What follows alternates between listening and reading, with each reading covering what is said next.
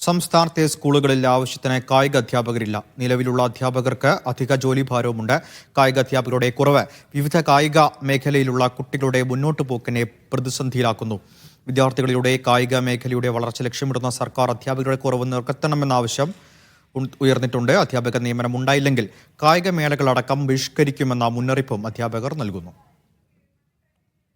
500 കുട്ടികൾക്ക് ഒരു കായികാധ്യാപകൻ എന്ന അനുപാതത്തിലാണ് നിലവിലെ സ്കൂളുകളിലെ ക്രമീകരണം. എന്നാൽ കഴിഞ്ഞ കുറച്ചു കാലമായി സ്കൂളുകളിൽ ആവശ്യത്തിന് കായികാധ്യാപകരില്ല. 13,000-ലധികം വരുന്ന സ്കൂളുകളിൽ ആകെയുള്ളത് 1,718 കായികാധ്യാപകർ. ഉള്ളവരിൽ പലർക്കും മറ്റ് ജോലിഭാരം കാരണം കായിക മേഖലയിലെ കുട്ടികളെ ശ്രദ്ധിക്കാനും കഴിയുന്നില്ല.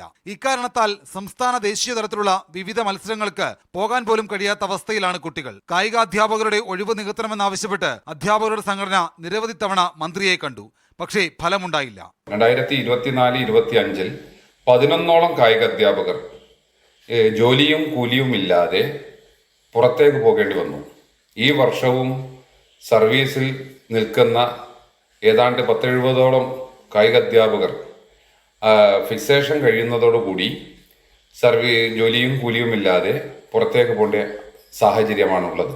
ഹയർ സെക്കൻഡറി വിഭാഗത്തിൽ പൂർണ്ണമായും കായികാധ്യാപകരില്ലെന്ന് സംഘടനാ നേതാക്കൾ പറയുന്നു. മറ്റ് സ്കൂളുകളിലുള്ളത് പകുതിയിൽ താഴെ മാത്രം അധ്യാപകർ. നിലവിലുള്ള ഒഴിവ് നികത്തിയില്ലെങ്കിൽ റവന്യൂ, ജില്ലാ, സ്കൂൾ മേളകളുടെ ഉത്തരവാദിത്വം ഏറ്റെടുക്കില്ലെന്ന് മുന്നറിയിപ്പും അധ്യാപകർ നൽകുന്നു. കൂടുതൽ അധ്യാപകരെ നിയമിക്കണമെന്നാവശ്യപ്പെട്ട് കഴിഞ്ഞ കുറേ വർഷമായി അധ്യാപകരും സംഘടനകളും സർക്കാരിനെ സമീപിച്ചതാണ്. കായികാധ്യാപക നിയമനത്തിനൊപ്പം മറ്റ് നിരവധി ആവശ്യങ്ങളും അധ്യാപകർ ഉന്നയിക്കുന്നു. ഷിജോ കുര്യൻ, മീഡിയ 1, തിരുവനന്തപുരം.